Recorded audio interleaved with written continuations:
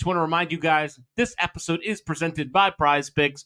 Download the app today. Use the code JUICE to get $50 instantly after you play your first $5 lineup.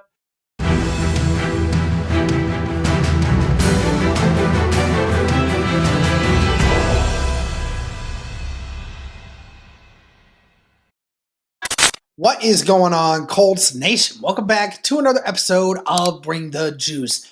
Guys, we're going to have some more free agency stuff coming your way, but wanted to kind of talk about that first round draft pick for the Indianapolis Colts. This is a hot topic.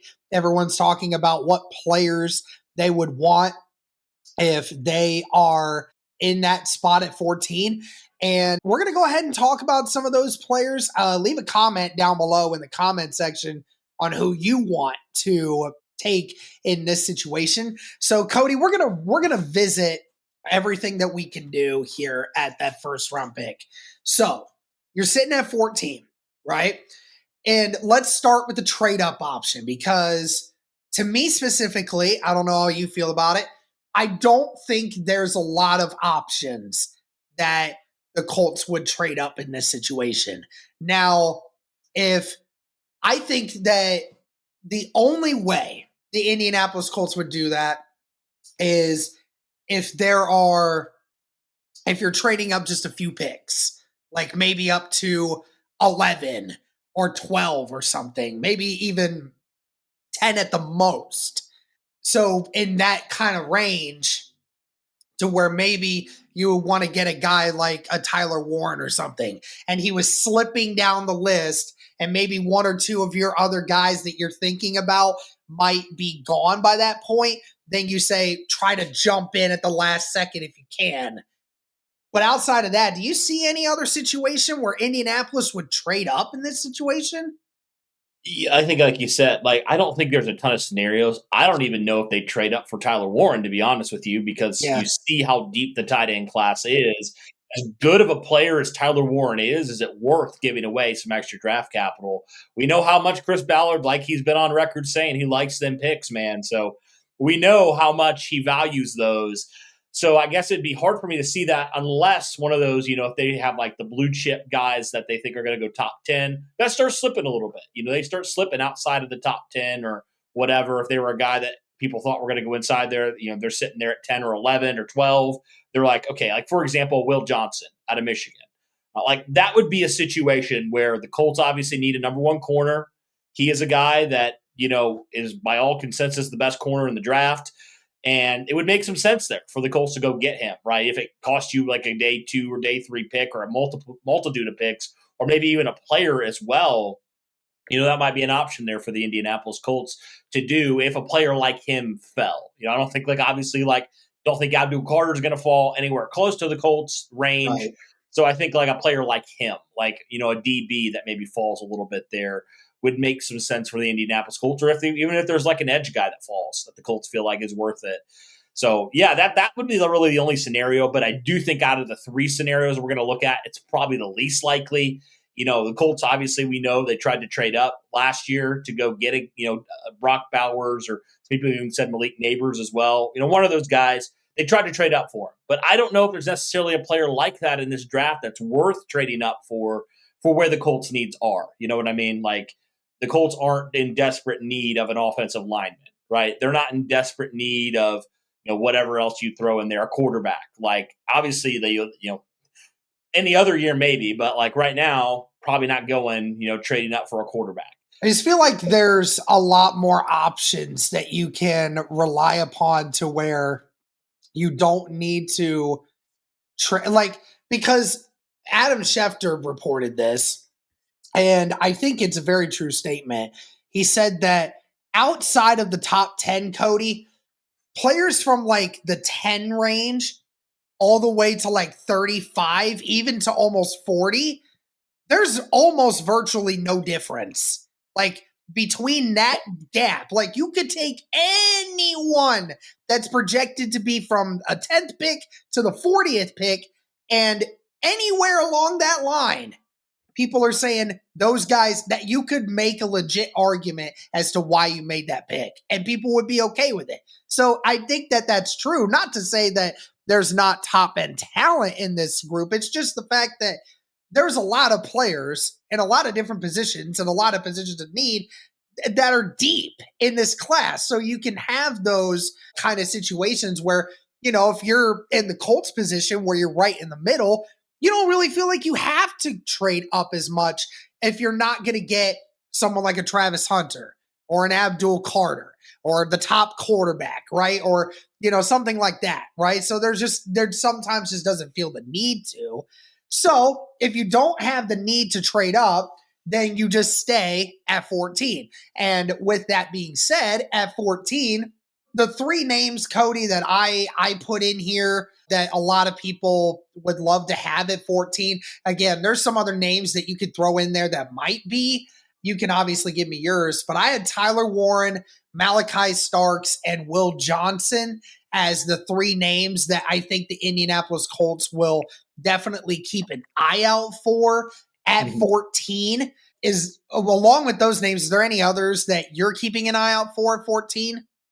Yeah, I'm kind of torn on it. Like you said, would like a Jihad Campbell make some sense, a linebacker? So that's interesting because I mentioned that in my next topic, which is the trade down option. Yeah. Now I've heard people say, should you just take Jihad Campbell at 14? Me personally, I don't know if you have to. The problem is like there's a couple teams that might take Jihad Campbell early because before the combine, Cody, he was widely considered just a second round pick. Right. But now there's a lot of people that are saying that he could go mid first. So do you potentially do that? Or do you trade down and then you're like, oh, well, if I trade down like 3 or 4 picks, I can still get Jihad Campbell, but acquire a third along with it, something like that. Right. I would throw out a couple other names. I mentioned a couple pass rushers as well, Derek. How about the 2 guys out of Georgia, Mykel Williams and Jalon Walker? Would those make some sense there potentially for the Indianapolis Colts? Because, Derek, as much as people would, probably not be super happy the Colts take another edge, there is an argument to be made that you do not have a legitimate long-term answer alongside Laiatu Latu for, the foreseeable future, right? Because Kwity Paye's kind of in a contract type of year with that 5th-year option. You don't know what's going to happen with Dayo Odangbo, and at best, right now, he's a role player. And Samson Ebukam, who's to say he's going to return to form, right? So I know it is a lot that you're investing in that group already, but looking long term, if a player like that fell, would that make some sense for the Indianapolis Colts at 14? To go ahead and say, look, I know maybe a lot of people would say, DB and all this other stuff, and tight end obviously as well, but man, we got to get some consistent. We got to get that alpha. We got to make sure we find that guy. Latu could become that guy, but if you can't affect the quarterback, I don't care how long you can cover. You need to be able to affect the quarterback. So I don't know. I don't know if that would be a solution for the Colts there. But if one of those guys fell or is available there, would that make some sense for the Colts? It's Chris Ballard, so I'm never going to really completely say it's not a thing because I think it always is. Yeah. Derek, I don't believe we even considered Latu last year. You know what I mean? No, you and I never did because when it came out, a lot of people were saying that Latu was a lock at number 8 for the Falcons. Yeah. A lot of people said that. And to be completely honest with you, because we kept talking about Dallas Turner, we talked about Gerard Verse, right? So we talked about all these guys, but we never talked about Latu because Latu's name very rarely came up. Not even just for the fact that, I don't think that he was a bad player. It's just the fact that, I don't know, a lot of people either just neglected to talk about him because his name wasn't as sexy as Dallas Turner or Gerard Verse because he didn't come from an SEC school or, a bigger name like Florida State.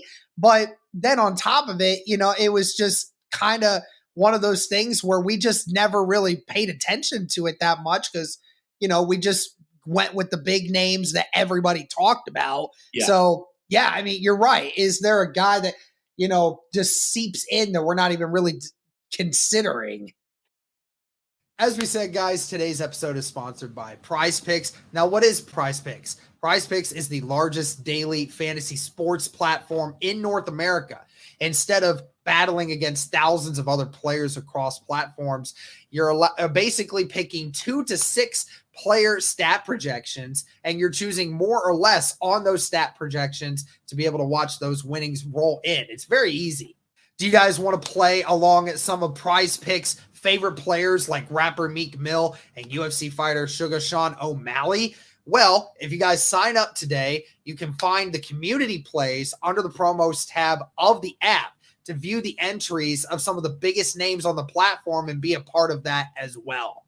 You can now win up to 100 times your money on PrizePicks with as little as 4 correct picks. You can turn $10 into $1,000 just like that with NBA, NHL, and college basketball entries today on PrizePicks, America's #1 fantasy sports app. Like a lot of other things, guys, they also offer injury insurance, so your entries stay in play even if one of your players gets injured. So if someone exits the game in the first half and does not return in the second, that player projection won't count against you and the rest of your entry stays live. So it's great bounce back for that one. What I love about the app as well, guys, is it's not just sports like NBA, NHL, football, and tennis, and baseball, and all these other things, but there's also a lot of others that go into it as well. If you like to place entries on video game situations like Call of Duty, CS2, Apex, if that's something that appeals to you, there's a wide variety of sports and video games and everything else that you can place entries on. And I love how expansive it is. Even just looking at the NBA, there's entries you can make with turnovers, with points. You can do combo deals, dunks, field goals attempted, all of these different things. So there's just so many different ways to make money off of these entries. Be sure to download the app today and use the code JUICE to get $50 instantly after you play your first $5 lineup. Yeah, and there could be guys like these are some rankings now, but Derek, between now and April, a lot can change on the big board. A lot of guys can rise, a lot of guys can fall. So even some guys, maybe when we look at this trade down scenario, maybe they are the pick at 14. I mean, who knows? We don't know how the Colts board's going to fall, right? This is just how certain individuals would say the board falls, right? So we have no clue. I mean, some of these players we're going to mention, they could be higher than some of the players we just talked about. So you don't truly know. But yeah, I think from where they are right now, those are some good names. And for disclaimer, just because it happens a lot, and people that normal fans that do these mock drafts, and they go on like Pro Football Network, they go on PFF, they go to NFL Mock Draft Simulator, Fanbase, whatever, right? The thing is like no one knows how these teams rank these players. No one knows. These football mock draft simulators, they do their best to mark people where they expect them to be, but it doesn't matter half the time because things happen up until draft day that change the way teams look at players. Yeah. Okay. And remember, Cody, Keely Ringo, the defensive back for Georgia, right? A lot of people on the first day of the draft that year, you and I even sat back. We were sitting there in that second day, and we're sitting there like, what about Ringo? Like, why is Ringo falling? Because originally he was supposed to be an early second round pick. He fell all the way to the late 4th. Yep. And, because of something that we never heard of prior to what was happening on draft day, which was that there was concerns about him, so it goes without saying. Don't take the rankings that these mock draft places tell you seriously because they don't know. That's how they have them. That's not how ESPN has them. That's not how NFL teams have them, just for an understanding of that. Yeah, and different teams are different, right? Some players are going to be higher on other teams' boards. That's just a part of it, right? So truly, we'll have no idea what the Colts board is till they pick there or trade. So we don't know. We don't know right now. But yeah, I think those are some good options at 14. But yeah, there's going to be a lot of options as well if we decide to trade down. Yeah, and that trade down option again. If some of these players do actually fall on the Colts board at 14, then I would get that this might be different. Some of these other players, you might just see them trade down a few spots, maybe. I have no idea. Yeah. But, I mean, some names that you could get from a trade down option, like you mentioned, Jahad Campbell, I don't know if he will be worthy of a 14th pick or not. He could be, but that would probably be a last option if the Indianapolis Colts, don't get the guys that they want. Wari was a name that we brought up a lot. You mentioned Jalen Walker. That could be an interesting one. Siobhan Revell, the cornerback out of East Carolina, is another one. I mentioned Colston Loveland if you wanted to go tight end earlier than second round. Cornerback Gerard Barron from Texas. It's gotten a lot of love. There's and we could keep going with this, right? There's a ton of names. Again, like I said at the beginning, if you traded down to pick 18, 19, 20, something like that, there's a million different ways that you could go with this if you're the Indianapolis Colts and be happy with any of those players at that spot. Right. And who's to say Malachi Starks doesn't fall too? Because, a lot of people have him at 14, but I've seen other places have him late first round. So late first round. I've even seen people have the audacity to say he goes to the second round, which is hilarious. People have said Eamon Wari is they like him better than him. So the only reason you like Wari more is because his RAS score is way better. Exactly. Yeah, I'm not saying he might be he might be a better athlete, but then again, being an athlete is not the only thing.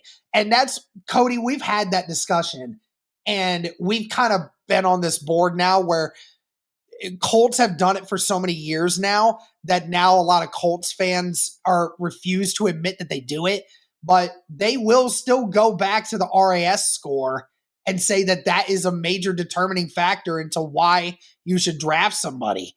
And it's funny because, again, you should never ignore how athletic or unathletic somebody is. You should never ignore that.